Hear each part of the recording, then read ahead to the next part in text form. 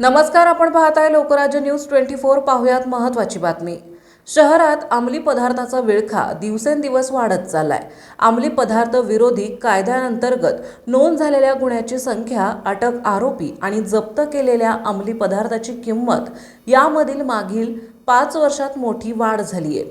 अंमली पदार्थ तस्करीचे रॅकेट महाविद्यालय परिसर, आयटी हब, पब, पार्टी आणि झोपडपट्टी वसाहतीपर्यंत पोहोचल्याने तरुण पिढीमध्ये व्यसनाधीनतेचे प्रमाण वाढले।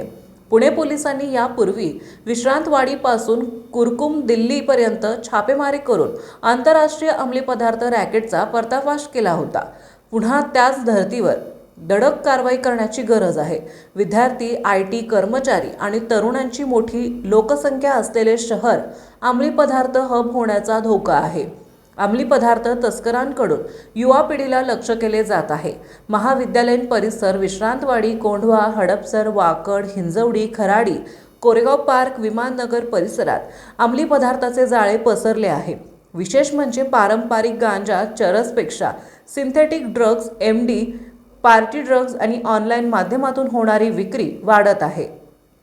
पुणे शहर पोलीस दलाच्या गुन्हे शाखा, अंमली पदार्थ विरोधी टास्क फोर्स तसेच NCBAच्या संयुक्त कारवाईत गेल्या काही वर्षात अनेक रॅकेट उद्ध्वस्त केली आहेत। पोलिसांनी गतवर्षी सुमारे 3.5 कोटीहून अधिक किमतीचे मेफेड्रोन जप्त करत आंतरराष्ट्रीय रॅकेटचा पर्दाफाश केला होता। अंमली पदार्थ विरोधी टास्क फोर्सने कर्नाटकातील बेंगळुरूमध्ये छापे टाकून नुकतेच MD ड्रग्जचे 3 कारखाने उद्ध्वस्त केले।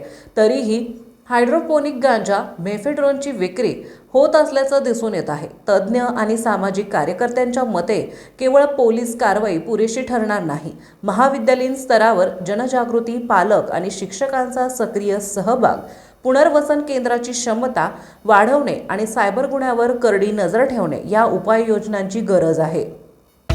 महाराष्ट्रातील महत्त्वाच्या आणि ताज्या बातम्या पाहण्यासाठी आजच आमच्या लोकराज्य न्यूज 24 न्यूज चॅनलला YouTube वर सबस्क्राइब करा आणि बेल आयकॉन प्रेस करा।